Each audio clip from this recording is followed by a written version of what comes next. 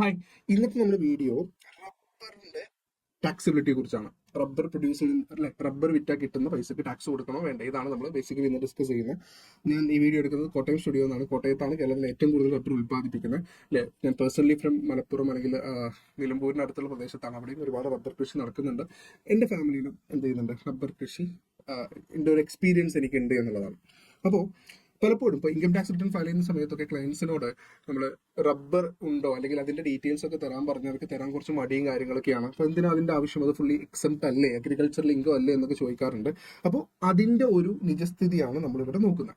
അപ്പോൾ റബ്ബറിൽ നിന്നും കിട്ടുന്ന ഇൻകം അല്ലെങ്കിൽ അതിൽ നിന്ന് റബ്ബർ കൃഷി ചെയ്ത് അതിൽ നിന്ന് കിട്ടുന്ന വരുമാനം അല്ലെങ്കിൽ പ്രോഫിറ്റ് ടാക്സബിൾ ആണ്, അതിന് ടാക്സ് കൊടുക്കേണ്ടതുണ്ടോ ഇല്ലേ എന്നുള്ളതാണ് നമ്മളിവിടെ ഡിസ്കസ് ചെയ്യാൻ പോകുന്നത്.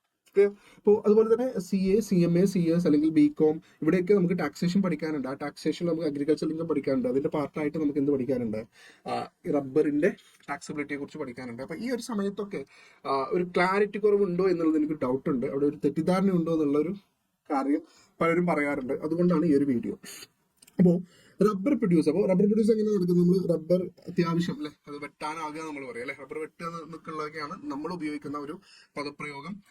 റബ്ബർ വെട്ടാനുള്ള സമയമാകുമ്പോൾ നമ്മൾ ഈ ഒരു രീതിയിൽ അല്ലെ, ഈ കാണുന്ന രീതിയിൽ എന്ത് ചെയ്യും, ടാപ്പിംഗ് ചെയ്യും. ടാപ്പിംഗ് ചെയ്തിട്ട് നമ്മൾ ഇങ്ങനെ പാല് കളക്ട് ചെയ്യും അല്ലെ, പാല് കളക്ട് ചെയ്യും.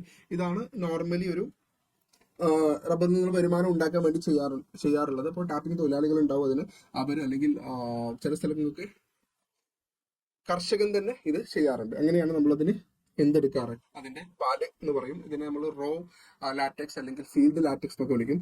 അപ്പോൾ ഇത് നമ്മൾ കളക്ട് ചെയ്തിട്ട് രണ്ട് രീതിയിൽ നമ്മൾ ഇതിനെ സെയിൽ ചെയ്യാറുണ്ട് അല്ലെ. ഒരു രീതി എന്ന് പറഞ്ഞാൽ നമ്മൾ എന്ത് ചെയ്യും, ഇത് കളക്ട് ചെയ്തിട്ട് ഇത് തന്നെ വിൽക്കും. അത് കളക്ട് ചെയ്യുന്ന ആളുകളുണ്ട്, നാട്ടിലൊക്കെ ഉണ്ട്. അപ്പൊ അവരെന്ത് ചെയ്യും, പാലായിട്ട് തന്നെ കളക്ട് ചെയ്യും. അവർക്കൊരു പ്രത്യേക പാത്രവും കാര്യങ്ങളൊക്കെ ഉണ്ട്, ഇത് കട്ടിയാകാതിരിക്കാനൊക്കെയുള്ള. അപ്പൊ ആ രീതിയിൽ തന്നെ നമ്മൾ എന്ത് ചെയ്യും, അതിനെ വിൽക്കും. അതാണ് നമ്മൾ ഒരു രീതി ചെയ്യാറുള്ളത്, സെയിൽ ഫീൽഡ് ലാറ്റക്സ് എന്ന് പറയും. അല്ലെങ്കിൽ റബ്ബർ പാല് അതേപോലെ തന്നെ വിൽക്കുന്നതിനെയാണ് സെയിൽ ഫീൽഡ് ലാറ്റക്സ് എന്ന് പറയുന്നത്. നമ്മൾ അല്ലാതെ ഒരു രീതി ചെയ്യുന്നതെന്ന് പറഞ്ഞാൽ നമ്മൾ എന്ത് ചെയ്യും, ഈ കളക്ട് ചെയ്യുന്ന പാല് പ്രത്യേക രീതിയിലുള്ള ഒരു എഡീഷനൊക്കെ ആക്കിയിട്ട് എന്ത് ചെയ്യും, അവിടെ നമ്മൾ കുറച്ച് ആസിഡ് ഒക്കെ ഉപയോഗിച്ചിട്ട് നമ്മൾ അതിനൊന്നൊരു കട്ടിയാക്കും, ഒരു തിക്ക് ഫോം ആക്കും. എന്നിട്ട് അന്ന് വൈകുന്നേരമോ അല്ലെങ്കിൽ കുറച്ച് കഴിഞ്ഞതിന് ശേഷമോ അല്ലെങ്കിൽ പിറ്റേ ദിവസം രാവിലെയൊക്കെ ആയിട്ട് ഒരു മെഷീൻ ഉപയോഗിച്ചിട്ട് അതിനെ നമ്മൾ ഈ ഒരു ഫോമിലോട്ടാക്കും അല്ലെ. ഇത് കുറച്ച് ഉണങ്ങിയ ഫോമാണ്. ഇതിന്റെ മുമ്പേ ഉള്ള ഒരു ഫോമിലോട്ട് റബ്ബർ ഷീറ്റുകളാക്കും. ഈ റബ്ബർ ഷീറ്റ് ഉണക്കിയതിന് ശേഷം ഈ റബ്ബർ ഷീറ്റ് വിൽക്കും അല്ലെ. ഇങ്ങനെയല്ലേ നമ്മൾ ചെയ്യാറ്. അല്ലെങ്കിൽ നമ്മൾ എന്ത് ചെയ്യും, പാലായിട്ട് തന്നെ വിൽക്കും. അല്ല എന്നുണ്ടെങ്കിൽ നമ്മൾ എന്ത് ചെയ്യും, റബ്ബർ ഷീറ്റ് ആക്കിയതിന് ശേഷം വിൽക്കും. അപ്പൊ ഇത് രണ്ടും ചെയ്യുമ്പോൾ ടാക്സബിലിറ്റിയിൽ മാറ്റമുണ്ടോ എന്നുള്ളതാണ് നമ്മളിവിടെ ചെക്ക് ചെയ്യുന്നത്. ക്ലിയർ ആണല്ലോ.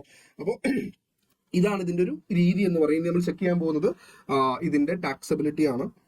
നമ്മൾ കൂടുതൽ ആളുകളും വിചാരിച്ചിരിക്കുന്നത് rubber income fully agricultural income എന്നുള്ളതാണ്. സെക്ഷൻ 10(1) അഗ്രികൾച്ചറൽ ഇൻകത്തിന്റെ എക്സെംഷൻ പറയുന്നത്.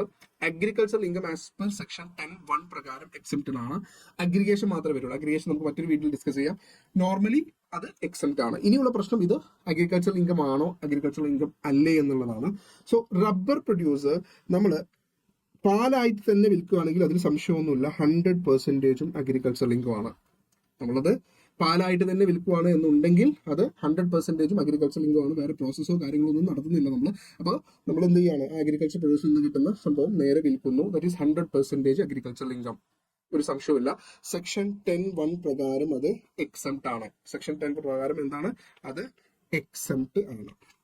ഇനി നമ്മൾ റബ്ബർ ഷീറ്റ് ആയിട്ട് വിൽക്കുകയാണെന്നുണ്ടെങ്കിൽ അവിടെ ശ്രദ്ധിക്കുക, അവിടെ 65% അഗ്രി ഇൻകം, ബാക്കി 35% എന്താണ്, ബിസിനസ് ഇൻകം ആണ് എന്ന് പറഞ്ഞാൽ. ഇപ്പോൾ നമുക്ക് ഇപ്പോൾ ഇതിലെ ഇൻകത്തിനാണ്, പ്രോഫിറ്റിനെയാണ് പറയുന്നത്. അതായത് ഇപ്പോൾ നമ്മൾ ഒരു റബ്ബർ ഫാർമർ ആണെന്നുണ്ടെങ്കിൽ അതിന് ചിലപ്പോൾ ഒരുപാട് എക്സ്പെൻസ് ഉണ്ടാവും. ആ എക്സ്പെൻസ് എല്ലാം കുറച്ച് ബാക്കി നിങ്ങൾ റബ്ബർ ഷീറ്റ് വിറ്റ് കിട്ടുന്ന എമൗണ്ടിൽ നിന്നും എക്സ്പെൻസുകൾ കുറച്ച് കിട്ടുന്ന എമൗണ്ട് 1 lakh ആണെന്ന് വിചാരിക്കുക. ഓക്കെ, 1 lakh ആണ് കിട്ടുന്നതെന്ന് വിചാരിക്കുക. അങ്ങനെയാണെങ്കിൽ അതിൽ 35,000 നിങ്ങളുടെ ബിസിനസ് ഇൻകം ആണ്. നിങ്ങളുടെ മറ്റ് ഇൻകത്തിന്റെ കൂടെ അത് ആഡ് ചെയ്യും, അത് ടാക്സബിൾ ഇൻകം ആണ്. ഈ 35,000 65,000 അഗ്രി ഇൻകം ആണ്, അത് എക്സംപ്റ്റ് ആണ്. ക്ലിയർ ആണോ? അപ്പോൾ ഈ 35,000 ബിസിനസ് ഇൻകം ആണ്. അപ്പോൾ നിങ്ങൾ എവിടെയെങ്കിലും റിട്ടേൺ ഫയലൊക്കെ ചെയ്യുമ്പോൾ ഈ ഡീറ്റെയിൽസും കൂടെ കൊടുക്കണം.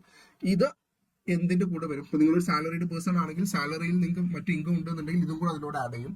നിങ്ങൾ വേറെ ബിസിനസ് നടത്തുന്നുണ്ട്, അഗ്രികൾച്ചർ ഇൻകം അല്ല, അല്ലെങ്കിൽ റബ്ബർ അല്ലാതെ വേറെ ബിസിനസ് നടത്തുന്നുണ്ടെങ്കിൽ ആ ബിസിനസിന്റെ ഇൻകത്തിന്റെ കൂടെ ഈ 35,000 കൂടെ വരും. അപ്പൊ ഇത് 1 lakh 10 lakhs ആകുമ്പോൾ 3,50,000 ആവും. അങ്ങനെ കൂടി കൂടി വരും. അപ്പൊ ഇത് ഫുള്ളി എക്സംപ്റ്റഡ് അല്ല എന്നുള്ള ഒരു കാര്യമാണ് ഞാനിവിടെ പറയാൻ ശ്രമിക്കുന്നത്. പിന്നെ ഇതിന്റെ കൂടെ നമ്മൾ നോക്കേണ്ട ഒരു കാര്യമാണ് ഒട്ടുപാല് അല്ലെ. ഒട്ടുപാല് കൂടെ നമ്മൾ വെക്കാറുണ്ട്.